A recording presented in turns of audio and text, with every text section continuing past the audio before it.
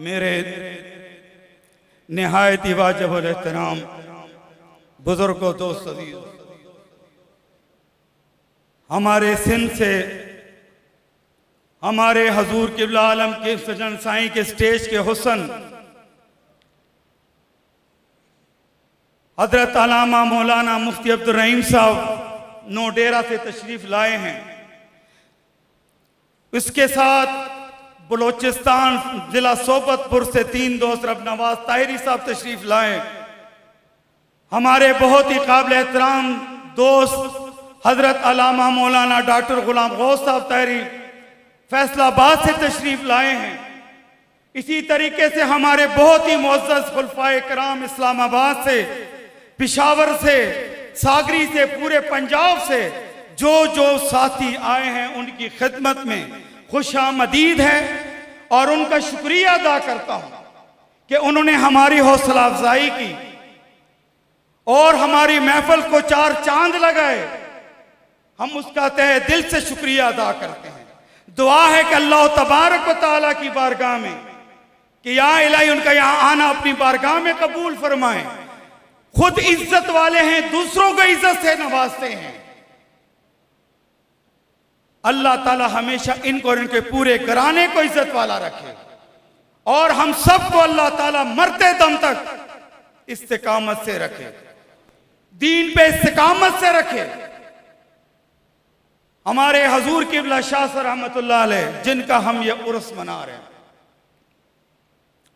एक दिन फरमाया कि हजूर पीर सोना साईं रहमतुल्लाह अलैह की खिदमत अक़दस में दुआ के लिए अर्ज की। हजूर पीर सोना साईं रहमतुल्लाह अलैह ने जब देखा मुस्कुराए और फरमाया कि शाह साहब सब चीजों को आग लगा दो, मैं तुम्हारे लिए इस्तिकामत की दुआ करता हूं। साथियों, इस्तिकामत कोई मामूली चीज नहीं है, बहुत बड़ी अजीम शान ये नेमत है। जिक्र चले या ना चले, तहज्जुद नसीब हो या ना हो और तुम्हारे मामलात हो या ना हो, लेकिन हमेशा से जुड़े रहना, हमेशा से जुड़े रहना, अपना आना जाना बरकरार हो, एक दिन बेड़ा पार हो जाएगा।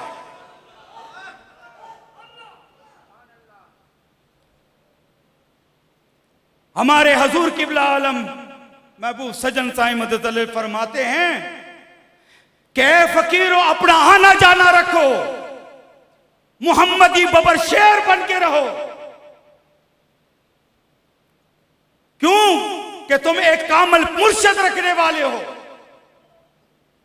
लूमड़ी की तरह अपनी जिंदगी मत गुजारो, डर के गुजारती है वो, इधर उधर देख के, और बबर शेर सीधा रुख चलता है, घबराहट के करीब उसके नहीं आती। तो हम फकीरों को भी मोहम्मदी गुलामी का जो पट्टा हमारे गले में डाला हुआ है, फिर हम मोहम्मदी बबर शेर बन चुके हैं। इस माशरे में इंशाअल्लाह ताला बन के दीवाना करेंगे, हल्कों को दीवाना हम मिंबर सुनाएंगे तेरा अफसाना। हम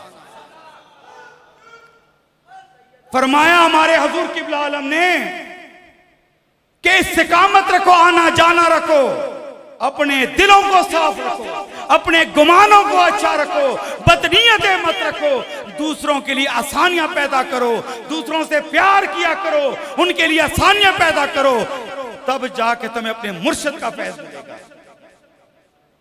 अपनी खुद पसंदी में रहेंगे, अपने कपड़ों को देखेंगे। आजकल के दौर में हम सब लोग सुकून की तलाश में हैं कि हमें कल्बी सुकून मिल जाए, हमारे घरों में सुकून मिल जाए, हमारे रिज़्क़ रोजी में बरकतें आ जाएं, हमारे घर से लड़ाई झगड़े खत्म हो जाएं। ये क्या वजह है? अच्छे कपड़े पहन लिए सुकून नहीं मिला, अच्छी गाड़ी में बैठ गए सुकून नहीं मिला, बड़े बड़े बंगलों में रहे सुकून नहीं मिला, बाहर मुल्क चले गए सुकून नहीं मिला, पहाड़ों की सैरों पे गए सुकून नहीं मिला, फिर पैसों की रेट पे लोगों को दिखलाई तब भी सुकून नहीं मिला। अरे खुदा के बंदे, सुकून किस चीज में है? सुकून इल्ला मन अतल्लाह बिक़ल्बिन सलीम। अल्लाह ताला कुरान पाक में फरमाता है कल्बे सलीम के बारे में, और ये भी कि तुम्हें अगर सुकून चाहिए तो खबरदार जान लो अल्लाह ताला की याद में सुकून है। और अल्लाह अल्लाह करने का मजा मुर्शिद के मैखानी में है। दोनों जहानों की हकीकत उनके पैमाने में है। अपनी निस्बत को मजबूत करो, अपनी कनेक्शन को मजबूत करो। अरे खुदा के बंदे, तुम्हें 4G का कनेक्शन मिला हुआ है और तुम 2G के कनेक्शन पे चल रहे हो। मत मारी हुई हमारी। जब मुश्किल आती है तो हम अपनी पीर खाने का रुख करते हैं, और जब मुश्किल हो दूर हो जाती है हम भूल जाते हैं। ये तो अल्लाह वालों की बड़ी मेहरबानी है कि वो दरगुजर फरमाते हैं। नहीं तो पहले दौर में 3 दिन से ज्यादा साल गैर हाजिर हो तो उसको मुर्दा तस्वर किया जाता था, मुर्दा तस्वर किया जाता था, उसका कनेक्शन काट दिया जाता था। अभी तो हमारे अंदर नक्शबंदी कनेक्शन लग चुका है, 4G का कनेक्शन है। अरे उसकी चार्जिंग की जाए, उसके अंदर बैलेंस डाला जाए, और अपने इस कनेक्शन को हर किस्म के आयरे से पाक किया जाए।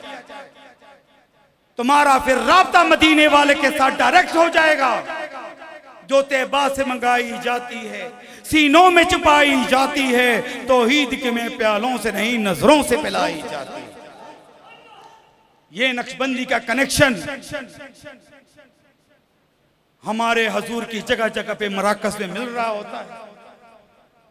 जब हम मोबाइल के अंदर कनेक्शन डालते हैं कोई भी कंपनी का, उसके अंदर आप लोग चार्जिंग करते हैं या नहीं करते? बैटरी फुल रखते हो या नहीं रखते? उसका कितना ख्याल होता है हमें कि उसके अंदर बैलेंस भी ठीक हो, उसके अंदर चार्जिंग भी ठीक हो, उसके अंदर कोई ऐसा आयरन ना आ जाए, कोई खराबी ना आ जाए कि हमारे कनेक्शन में खराबी हो, हमारा मोबाइल सुस्त हो जाए। इसी तरीके से अल्लाह वालों ने हमें ये जिक्र कल्बी का जो नेमत एक तोहफा अता फरमाया, ये अजीम शान नेमत है। ये तमाम जिक्रों का बादशाह है जो हमें अल्लाह वालों ने मुफ्त में अता किया, और इसको फिर हमने गरूर, तकब्बर, रियाकारी, मुनाफकत से, इन जरासीमों से दूर रखना है। अपने अंदर हमने अपनी इंसानियत को सामने लाना है। हमने बनावटी जिंदगी नहीं गुजारनी, हमने दिखलावे की जिंदगी नहीं गुजारनी, बल्कि हर फकीर, हर आदमी, हर वो फकीर जो हमारे मुर्शिद से वाबस्ता है, वो ये समझे कि मैं खिदमत करने के लिए पैदा हुआ, मैं झुकने के लिए पैदा हुआ हूं, मेरी कोई हैसियत नहीं। अगर हैसियत है तो मेरे पीर की, मेरी अगर कोई इज्जत है तो मेरे मुर्शिद की बरकत से है, मेरी अगर कोई इज्जत कर रहा है मेरे मुर्शिद की बरकत से कर रहा है। ये जो हम आप लोग यहाँ पे इकट्ठे हैं, दूर दराज से इलाके से आए हैं, ये सब हमारे मुर्शिद मुरब्बी के कमालात है, उनकी मेहरबानियां हैं, उनका फैजान है कि हम यहाँ पे इकट्ठे हुए हैं। अल्लाह ताला आप लोगों का आना कबूल फरमाए। आप लोगों के एक एक कदम को अल्लाह ताला कल क़यामत नेकी के तराजू में तोले। आप सब लोग हमारे पीर के बाग के प्यारे फूल हैं, और ऐसे बाग के प्यारे फूल हैं जिसको ता क़यामत तक खिज़ा नहीं आ सकती। तो साथियों, अपनी जिंदगियों को कीमती बनाओ, अपने वक्त को कीमती बनाओ, इन फजूल दिखलावे में मत पड़ो, बल्कि इंसान बनो, अपनी जात से दूसरे इंसान को फायदा पहुंचाओ, तुम्हारी जात से दूसरा इंसान खुश हो। अगर तुम्हारे पास माली वसाइल नहीं है, ये आजिज़ हर बयान में अर्ज करता है, इनमें कई ऐसे नए लोग भी हैं, उनको भी अर्ज गुजारिश करता हूं कि अगर सुकून चाहिए, अल्लाह वालों का फैज चाहिए, अल्लाह वालों का आप पसंदीदा बनना चाहते हो कि अल्लाह ताला मुझ पे मेहरबान हो जाए, अल्लाह की जात मुझसे राजी हो जाए, मेरे घरों में बरकतें आए, मेरी रिज़्क़ रोजी में बरकतें आए, तो फिर सबसे पहले जो हमारे अंदर बीमारियां आ चुकी हैं वो है तकब्बर, वो है इल्म की गरूर, वो अपने ऊपर गरूर करना, वो दौलत पे गरूर करना, अपनी अक्ल पे गरूर करना, अपने पैसों पे गरूर करना, अपनी शान पे गरूर करना। इस खन्नास को अपने अंदर से निकालो। जब तक ये अंदर से नहीं निकलेगी तुम्हें जिक्र फायदा नहीं देगा, तुम्हें सोबत काम नहीं आएगी। क्योंकि अंदर आपने अंदर खुद रखी हुई है, ये हमारे हाथ के अंदर है। फिर रियाकारी, फिर मुनाफिकत, इन चीजों को भी निकाल। इब्लीस की मिसाल हमारे सामने है। वो फरिश्तों का उस्ताद, उसको अल्लाह ने बहुत सारे उलूम से नवाजा, फरिश्तों का उस्ताद बनाया, हर जगह उसने फरिश्तों को पढ़ाया। कोई जिना नहीं किया उसने, कोई कत्लो गारत नहीं की, कोई उल्टा काम नहीं किया उसने।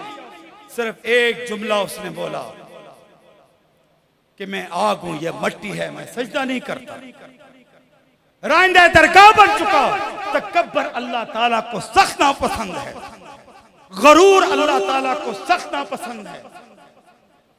अल्लाह ताला ने लानत का तोक उसके गिरबान में डाला और ताक़यामत तक तमाम लोग उस पर लानत भेजते रहे।